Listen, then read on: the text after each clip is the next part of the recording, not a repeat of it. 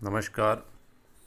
आज के इस वीडियो में हम कक्षा एकादशी विषय जीव विज्ञान के अध्याय 6 जिसका भाग 5 प्रकरण है तने व पत्ती की आंतरिक संरचना, इसके बारे में हम अध्ययन करेंगे। पादप, एक बीजपत्री और द्विबीजपत्री, जिनके तनों के बारे में हम यहाँ अध्ययन करेंगे। सबसे पहले है द्विबीजपत्री तना, डाइकोट स्टेम। एक प्ररूप शैशव द्विबीजपत्री तने की अनुप्रस्थ काट में जो संरचनाएं हैं उनमें सबसे बाहर से बाह्य त्वचा तने की सबसे बाहरी और रक्षा करने वाली एक परत होती है, आवरण होती है, सतह होती है। यह क्यूटिकल नाम की पतली परत से ढकी होती है और क्यूटिकल जो है वो मोमी परत होती है और इस पर कुछ बहुकोशिकीय एक पंक्ति के त्वचारोम तथा कुछ रंध्र होते हैं।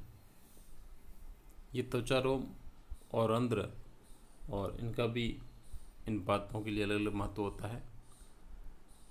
बाह्य त्वचा तथा परिरंभ के बीच कोशिकाओं की बहुत सी परतें होती है जिसे हम वल्कुट या कॉर्टेक्स कहते हैं, जिनके बारे में हमने और पौधों के अनुप्रस्थ काट में, तना के अनुप्रस्थ काट में पढ़ा था।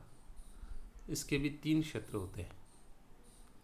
बाहरी अधस्थ त्वचा जिसे हम हाइपोडर्मिस कहते हैं, ये कोलेंकाइमा कोशिकाओं की कुछ परतें होती है जो बाह्य त्वचा यानी एपिडर्मिस के जस्ट नीचे की ओर होती है और ये शैशव तने को यांत्रिक सहारा देती है। यानी जब तना शुरुआती दौर में होता है उस समय और मैकेनिकल सपोर्ट देने के लिए ये कार्य करती है। वल्कुट सतह या वल्कुट की जो लेयर होती है अलग अलग कोशिकाओं की, वह अधस्थ त्वचा के जस्ट नीचे होती है। इनमें गोलाकार पतली भित्ति वाले पैरेंकाइमा कोशिकाओं की कुछ परतें भी होती हैं। उसमें सुस्पष्ट अंतराकोशिकीय स्थान होता है, यानी कोशिकाएं जो होती है वो आपस में और इतनी सटी हुई नहीं होती, तो उनके बीच में जगह जगह अंतराकोशिकीय स्थान भी पाया जाता है। अंतस्थ त्वचा वल्कुट की सबसे भीतरी सतह होती है, यानी वल्कुट की जब परतें पूर्ण होती है तो अंदर की तरफ बढ़ते हैं, केंद्र भाग की तरफ, तो वल्कुट की सबसे अंदर की परत आती है, वो होती है अंतस्थ त्वचा। इसमें नाल आकार की कोशिकाओं की एक सतह होती है और इन कोशिकाओं में स्टार्च की मात्रा भरपूर होती है, इसलिए इसे स्टार्च आच्छद भी कहते हैं। यानी स्टार्च का एक आवरण सा बन जाता है, एक लेयर सी बन जाती है। परिरंभ अंतस्थ त्वचा के नीचे और फ्लोएम के ऊपर की तरफ होता है, यानी अंतस्थ त्वचा के जस्ट नीचे की तरफ, और जो समन उत्तक फ्लोएम जो होता है उसके जस्ट ऊपर की तरफ परिरंभ पाया जाता है। इसमें स्क्लेरेंकाइमा की कोशिकाएं अर्धचंद्राकार रूप से और जुड़ी रहती हैं।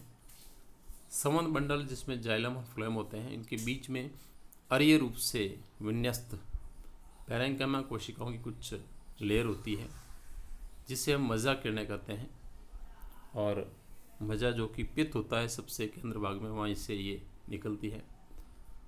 बहुसंख्य समन मंडल एक छल्ले के रूप में, यानी एक राउंड के रूप में, गोले के रूप में पाए जाते हैं। और समन मंडलों का छल्ले में बना होना द्विबीजपत्री तने का विशेष गुण है। इस बिंदु को आप ध्यान करिएगा, क्योंकि समन मंडल है वो एक छल्ले के रूप में पाए जाते हैं, रिंग के रूप में पाए जाते हैं। ये डाइकोट स्टेम का एक विशेष और क्वालिटी या गुण है। प्रत्येक समन मंडल संयुक्त मध्य आद्यधारु तथा खुले होते हैं। खुले का अर्थ होता है कि जाइलम और फ्लोएम के बीच में कैम्बियम विद्यमान है। तने में पित्त यानी जो मज्जा होता है वो केंद्र भाग में होता है। इसमें गोलाकार पैरेंकाइमा कोशिकाएं पाई जाती हैं। इन कोशिकाओं के बीच में अंतराकोशिकीय स्थान होता है। ये द्विबीजपत्री तने की जो है वो स्ट्रक्चर है, संरचना है। इसमें देखिएगा ये बाहर से अंदर की तरफ बढ़ते हैं तो ये देखिए, ये तने के ऊपर और रोमनुमा संरचनाएं एपिडर्मिस में पाई जाती है। उसके नीचे कोशिकाओं की जो परत है उसे कोलेंकाइमा, फिर पेरेंकाइमा, फिर स्टार्च और फिर स्क्लेरेंकाइमा, इस प्रकार अलग अलग कोशिकाओं की लेयर होती है। ये सारे मिलकर कॉर्टेक्स भाग बनाते हैं। फिर आगे बढ़ते हैं तो फ्लोएम, बीच में कैम्बियम और नीचे प्रोटोजाइलम, जाइलम का भाग है। कैम्बियम की उपस्थिति द्विबीजपत्री पादपों की विशेषता है जो पादपों की तनों की मोटाई बढ़ाती है। ये इसका आरेखीय निरूपण किया गया है, इसको भी आप देख सकते हैं। बाह्यत्वचा के ऊपर जो रोमनुमा संरचना होती है और ये बाह्यत्वचा की लेयर है। फिर इसके नीचे हाइपोडर्मिस, हाइपोडर्मिस के नीचे की ओर जो है वो पेरेंकाइमा कोशिका है। फिर स्टार्च का आच्छद, फिर बंडल कैप यानी जो संवहन बंडल होते हैं और मज्जा किरणें जगह जगह पर, और सबसे मध्य में जो होता है वो पित्त होता है। ये इसका आरेखीय निरूपण है। तो ये है द्विबीजपत्री तने की और स्ट्रक्चर। अब है एक बीजपत्री तना। एक बीजपत्री तने की शारीरिक संरचना द्विबीजपत्री तने से कुछ भिन्न होती है, लेकिन ऊतकों या टिश्यूज का जो विन्यास करने का क्रम है इनमें कोई विशेष अंतर नहीं होता।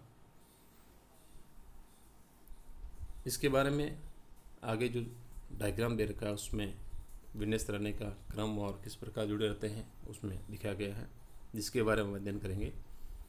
तने की बाह्य त्वचा पर त्वचा रोम नहीं होते, ये एक बीजपत्री तने की विशेषता है, जबकि द्विबीजपत्री तने के ऊपर त्वचा रोम पाए जाते हैं। एक बीजपत्री तने में अधस्थ त्वचा स्क्लेरेंकाइमा कोशिकाओं की बनी होती है। इस बिंदु को भी ध्यान करिएगा। वल्कुट यानी कॉर्टेक्स कई सतहों से या कई लेयर से बना होता है, जिसमें बहुत से बिखरे हुए संवहन मंडल होते हैं, यानी संवहन मंडल अलग अलग स्थान पर बिखरे हुए रहते हैं।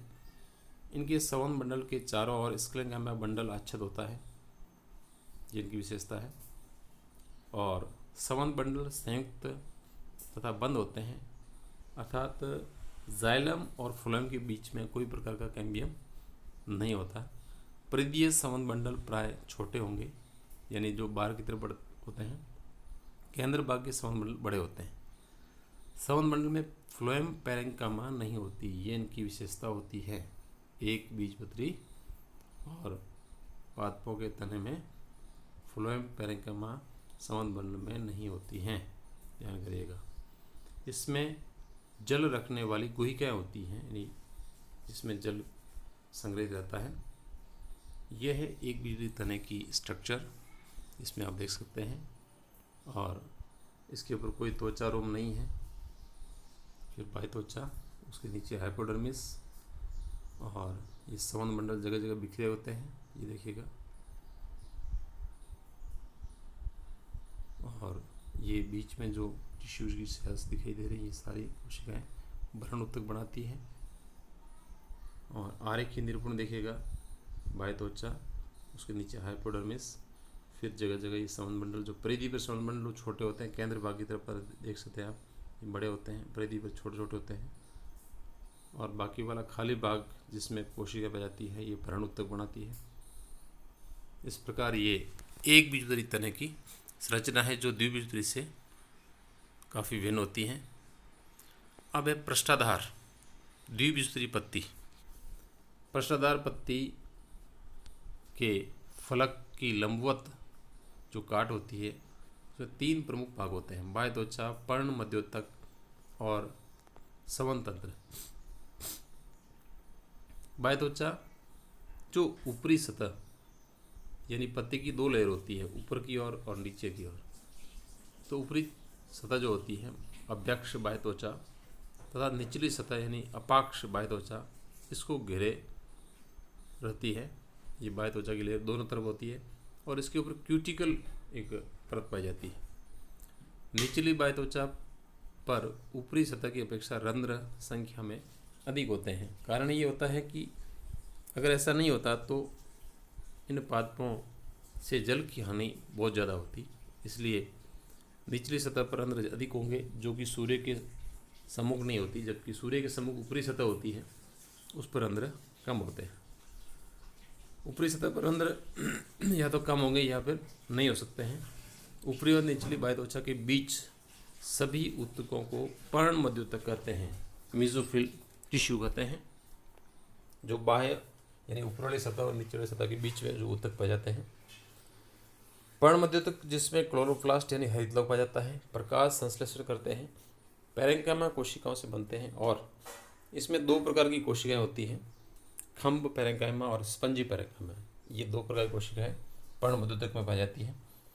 खम्ब पैरेन्काइमा ऊपरी बाह्य त्वचा के जस्ट नीचे होती हैं और उनकी कोशिकाएं लंबी होती हैं। खम्ब का मतलब ये होता है स्तंभ के रूप में, और ये लंबवत समानांतर पाई जाती है। स्पंजी पैरेन्काइमा जो खम्ब कोशिकाओं से नीचे होती हैं और निचली बाह्य त्वचा तक जाती है। इस क्षेत्र की कोशिकाएं अंडाकार गोल होती हैं। इन कोशिकाओं के बीच में बहुत खालिस्तान होता है और वायु कोशिकाएं भी पाई जाती हैं, जैसा कि चित्र से स्पष्ट देख सकते हैं आप। और इसमें ये बाहर वाली त्वचा है, ऊपरी त्वचा जिसको बोलते हैं, और ये नीचे वाली पत्ती की दोनों सतह होती है, ऊपरी और नीचे वाली। इसके ऊपर आप देख सकते हैं ये जो है ये संवहन और ऊतक है, जिसमें फ्लोएम, जाइलम और बंडल आच्छाद जो बाहर की ओर लेयर होती है बंडल आच्छाद बोलते हैं। ये अप्रत्यक्ष बाह्य त्वचा ऊपर की त्वचा होती है। और ये जो दिख रही है आपको सारी कोशिकाएं, ये सारी खम्ब ऊतक की कोशिकाएं हैं और ये खम्ब पर्ण मध्योतक कहलाता है। नीचे जो दिख रही है ये गोलनुमा संरचना, ये सारी स्पंजी कोशिकाएं। तो इस प्रकार पर्ण मध्योतक में दो प्रकार की कोशिकाएं होती है। निचली सतह पर स्पंजी कोशिकाएं, स्पंजी पर्ण मध्योतक, और ऊपरी सतह पर खम्ब पर्ण मध्योतक कोशिकाएं पाई जाती हैं। और फिर है नीचे की तरफ, जैसा कि बताया ऊपरी तरफ रंध्र बहुत कम या ना होते हैं, होते भी नहीं हैं। तो नीचे की तरफ जो रंध्र होते हैं उनके रंध्र क्षेत्र यहाँ दे रखे हैं, देखिएगा। इस प्रकार ये द्विबीजपत्री जो पत्ती होती है उसकी स्ट्रक्चर इस प्रकार दिखाई देती है। संवहन तंत्र में संवहन बंडल होते हैं। इन बंडल शिराओं तथा मध्य शिरा संवहन बंडल का माप शिराओं के माप पर आधारित होता है, यानी किस प्रकार संवहन बंडल होंगे डिपेंड होता है कि शिराएं किस प्रकार की है, उस पर डिपेंड करता है। शिराओं की मोटाई और द्विबीजपत्री पत्तियों की जालिका शिराविन्यास में भिन्न होती है, यानी हर एक की अलग होती है। संवहन बंडल संयुक्त बहिफ्लोएमी तथा मध्याधारूप होते हैं। बहिफ्लोएमी फ्लोएम बाहर की तरफ और ये भीतर की तरफ होता है जाइलम, इसलिए बोलते हैं बहिफ्लोएमी तथा मध्याधारूप। प्रत्येक संवहन बंडल में चारों और मोटी भित्ति वाली कोशिकाओं की परत होती है जो सघन होती हैं, यानी एकदम घेरे के रूप में। बंडल आच्छाद कहते हैं इसे। तो ये इनकी विशेषता होती है। जो शिराएं होती है वे पदार्थों यानी भोजन पदार्थों के या पोषक पदार्थ जो भी आते हैं जड़ों से, जल, उनके संवहन का कार्य करती है, तो नलिका रूपी तंत्र बनाती है। आज के इस वीडियो में हम इतना ही पढ़ेंगे। अब हैं अभ्यास प्रश्न। बंडल आच्छाद किसे कहते हैं? द्विबीजपत्री पत्ती में संवहन बंडल किस प्रकार के होते हैं? कौन से पादपों में फ्लोएम पैरेन्काइमा नहीं होती? और अंतिम चौथा प्रश्न है द्विबीजपत्री पत्ती की आंतरिक संरचना बनाई। ये अपनी नोटबुक में आपको करने हैं। आज के इस वीडियो में इतना ही पढ़ेंगे। धन्यवाद।